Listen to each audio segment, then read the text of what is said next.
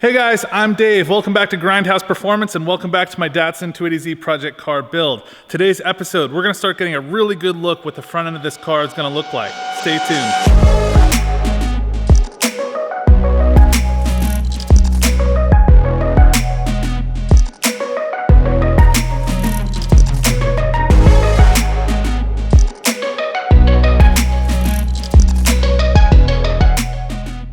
I've got a number of goals today, but the first thing you might notice is that off camera, I went ahead and finished the driver's side fender, getting it fitted to the car. So we still need to come up with a solution for the bottom here. The bottom is still really floppy and loose, and so we just have it clecoed in place here. But overall, pretty happy with the body lines. Could it be better? Sure, but overall, I'm really happy. So for today, the first thing I want to do, I want to go ahead and make all the marks and then cut everything for the service doors so that we can get those back in place.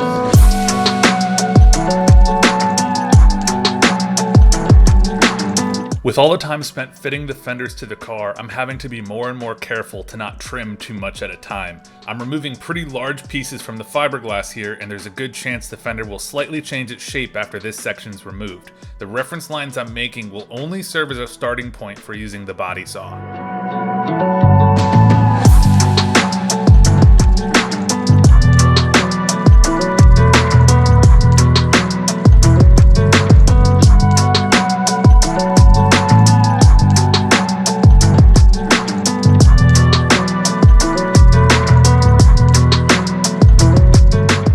I've probably removed and installed the fenders a dozen times, making small progressive improvements to the fitment between the service doors and the fenders.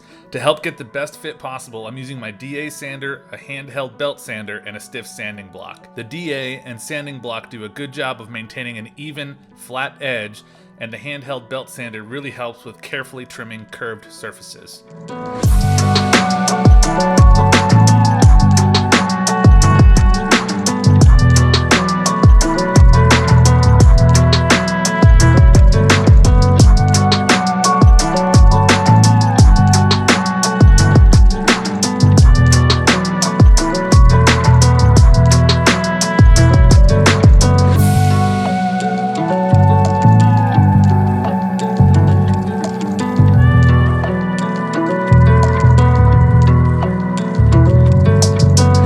Can't thank you guys enough for the support you've been giving me throughout this build. I love making these videos for you guys, hearing from you in the comments, and to see what happens next. This channel's still really new, and I owe it all to you for sharing my videos, liking, and subscribing. I'm really excited to move past bodywork and get into the heart of this project. Thank you.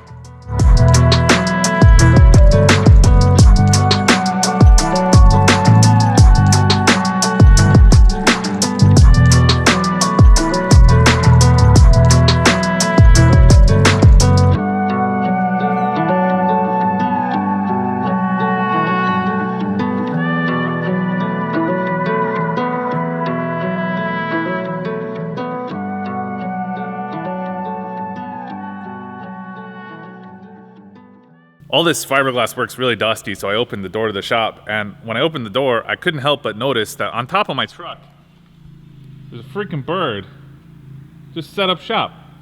What the hell? What do you even? What am I supposed to do with this? What do you even do?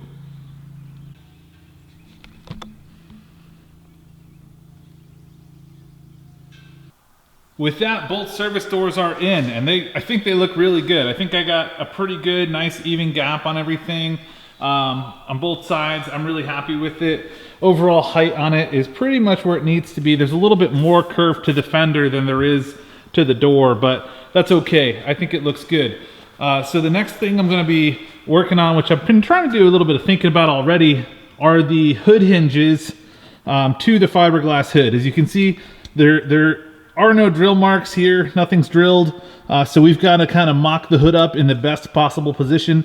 There's plenty of adjustment in the slots for the hinge, but I still want to try to get it as close to center as I can as a starting point. So I've got to think of how I'm going to really measure this and come up with where these holes are, because there are welded nuts on the back side of these hinges. I think my plan here is I'm going to get the hinge right in the middle of its adjustment range, and then I'm going to take my ruler here and cut it in half so that I can actually go ahead and get it in there and try to measure the distance from this top of the fiberglass or bottom of the fiberglass to the actual flange.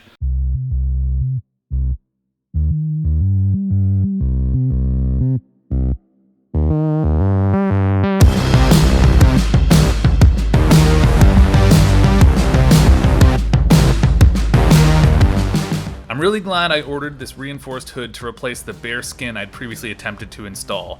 The added rigidity is going to let me use the factory hinges, and fitting everything to the body was significantly easier to do with this hood.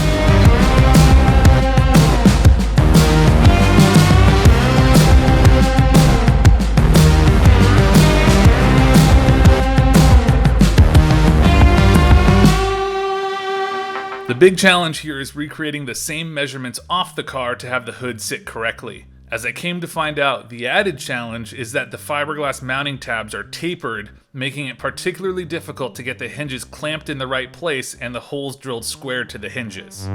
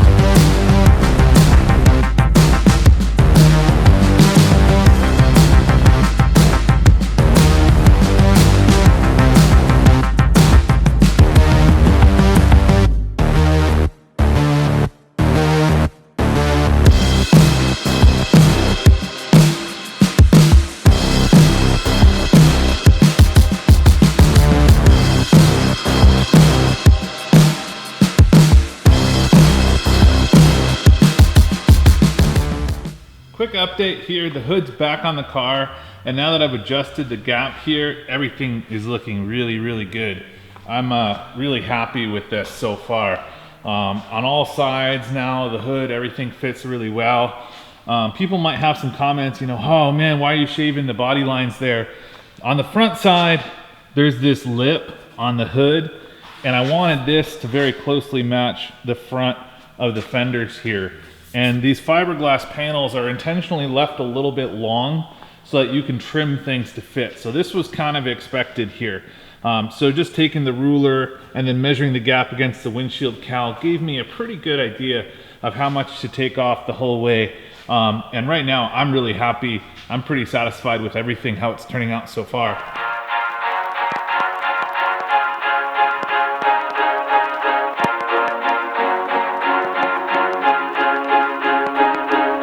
An additional option for the small quik latches is a spring attachment, which helps keep some preload on the latch. These latches are difficult to disengage if you can't put some upward pressure on them, so the springs help provide exactly that. This should help prevent me from having to wedge something under the hood to pop it when I want to open it. I'll include a link in the description if you'd like to check them out.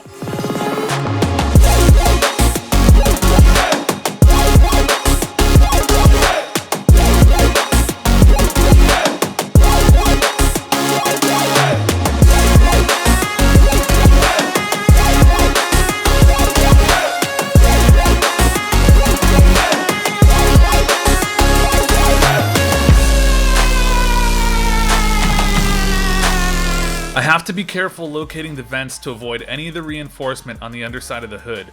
As I'm using my template, I'm only marking reference points, then using an actual straight edge and circle drawing tool to mark the edges I'll be sanding to. This should be a lot more accurate versus trusting the paper template for this task. It's actually really annoying having to bend over these fenders already.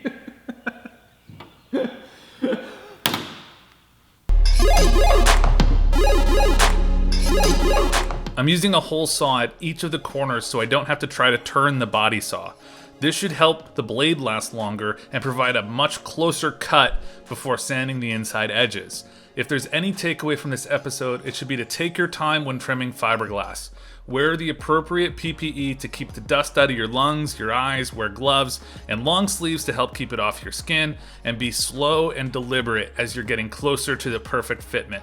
It's important that you're comfortable while you're working, and the PPE will help you focus on doing the best job you can.